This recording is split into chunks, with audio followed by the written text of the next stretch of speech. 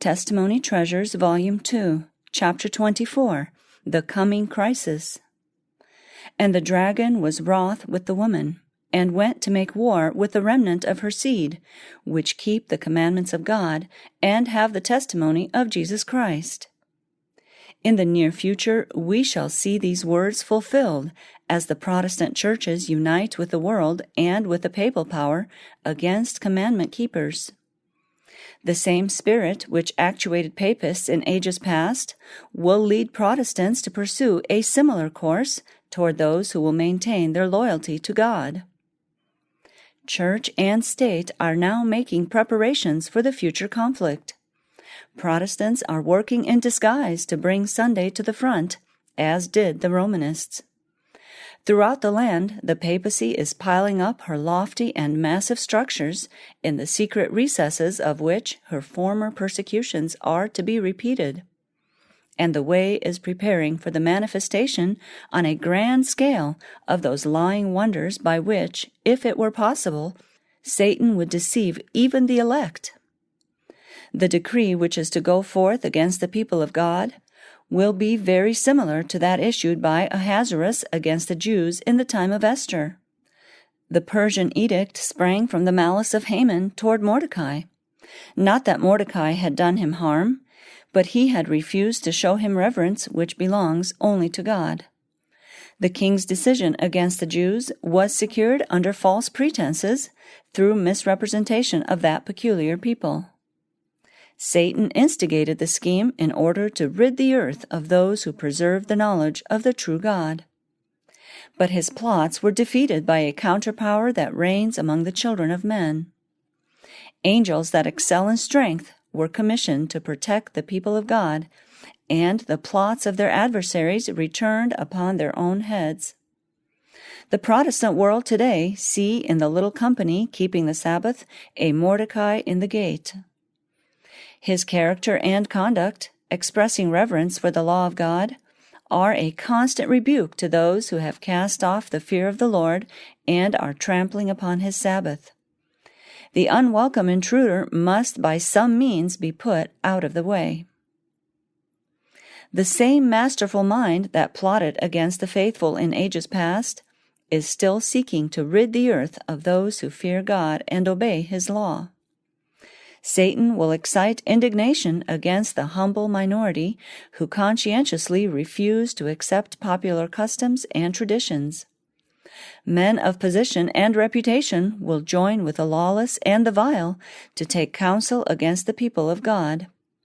Wealth, genius, education will combine to cover them with contempt. Persecuting rulers, ministers, and church members will conspire against them.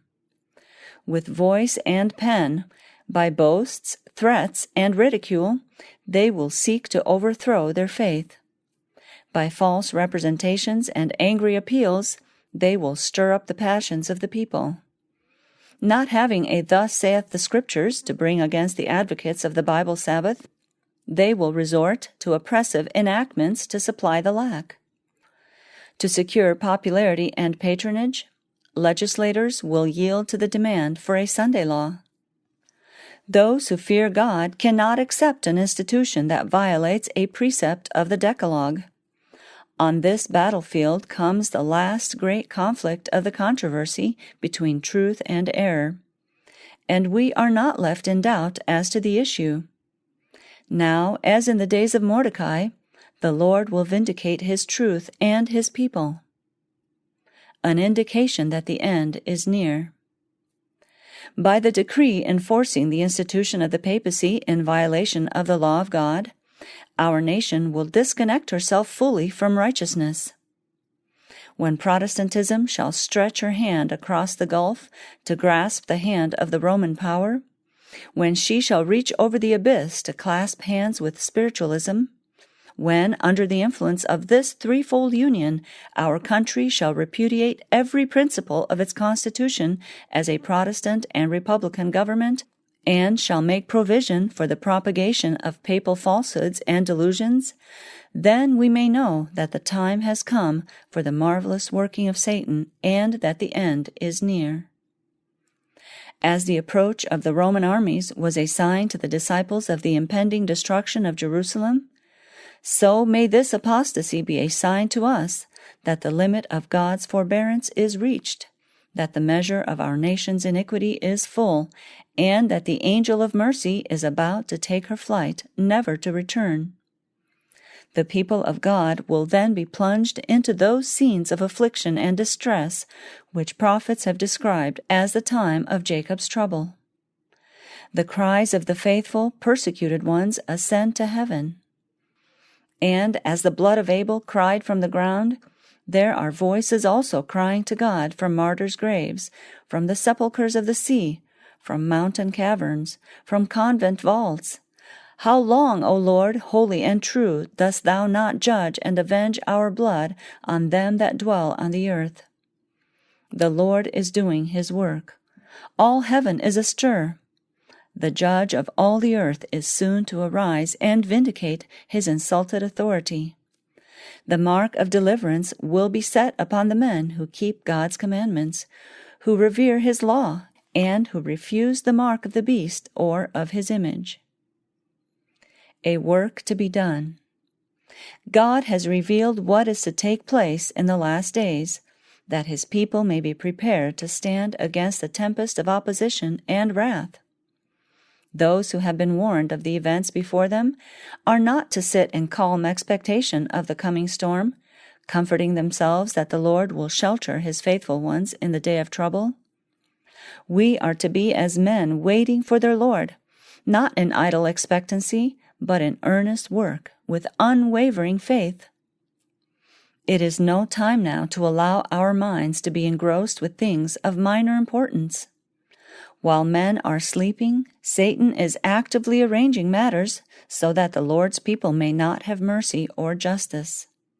The Sunday movement is now making its way in darkness.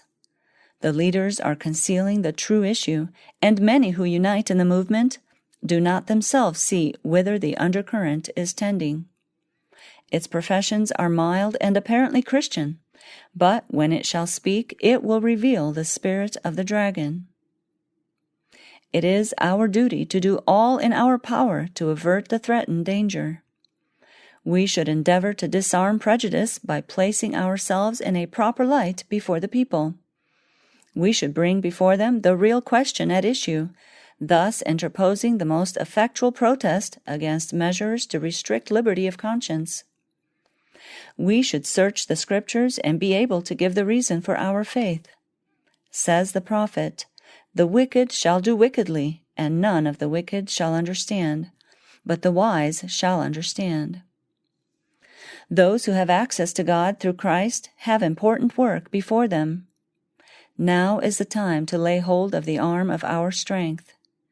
The prayer of David should be the prayer of pastors and laymen. It is time for thee, Lord, to work, for they have made void thy law. Let the servants of the Lord weep between the porch and the altar, crying, "Spare thy people, O Lord, and give not thine heritage to reproach." God has always wrought for his people in their greatest extremity, when there seemed the least hope that ruin could be averted. The designs of wicked men, the enemies of the church, are subject to his power and overruling providence. He can move upon the hearts of statesmen. The wrath of the turbulent and disaffected, the haters of God, his truth, and his people can be turned aside, even as the rivers of water are turned, if he orders it thus. Prayer moves the arm of omnipotence. He who marshals the stars in order in the heavens, whose word controls the waves of the great deep, the same infinite Creator will work in behalf of his people if they call upon him in faith. He will restrain the forces of darkness until the warning is given to the world, and all who will heed it are prepared for the conflict. Persecution makes truth prominent. The wrath of man shall praise thee, says the psalmist. The remainder of wrath shalt thou restrain. God means that testing truth shall be brought to the front and become a subject of examination and discussion, even if it is through the contempt placed upon it. The minds of the people must be agitated. Every controversy, every reproach, every slander will be God's means of provoking inquiry and awakening minds that otherwise would slumber. Thus it has been in the past history of God's people. For refusing to worship the great golden image which Nebuchadnezzar had set up, the 3 Hebrews were cast into the fiery furnace. But God preserved his servants in the midst of the flames, and the attempt to enforce idolatry resulted in bringing the knowledge of the true God before the assembled princes and great men of the vast kingdom of Babylon. So when the decree went forth forbidding prayer to any god save the king, as Daniel, according to his custom, made his supplications 3 times a day to the God of heaven, the attention of the princes and rulers was called to his case. He had an opportunity to speak for himself, to show who is the true God, and to present the reason why he alone should receive worship, and the duty of rendering him praise and homage. And the deliverance of Daniel from the den of lions was another evidence that the being whom he worshipped was the true and living God. So the imprisonment of Paul brought the gospel before kings, princes, and rulers, who otherwise would not have had this light. The efforts made to retard the progress of truth will serve to extend it. The excellence of truth is more clearly seen from every successive point from which it may be viewed. Error requires disguise and concealment. It clothes itself in angel robes, and every manifestation of its real character lessens its chance of success. The people whom God has made the depositaries of his law are not to permit their light to be hidden. The truth must be proclaimed in the dark places of the earth. Obstacles must be met and surmounted. A great work is to be done, and this work has been entrusted to those who know the truth. They should make mighty intercession with God for help now. The love of Christ must be diffused in their own hearts. The Spirit of Christ must be poured out upon them, and they must be making ready to stand in the judgment. While they are consecrating themselves to God, a convincing power will attend their efforts to present the truth to others, and its light will find access to many hearts. We must sleep no longer on Satan's enchanted ground, but call into requisition all our resources, and avail ourselves of every facility with which Providence has furnished us.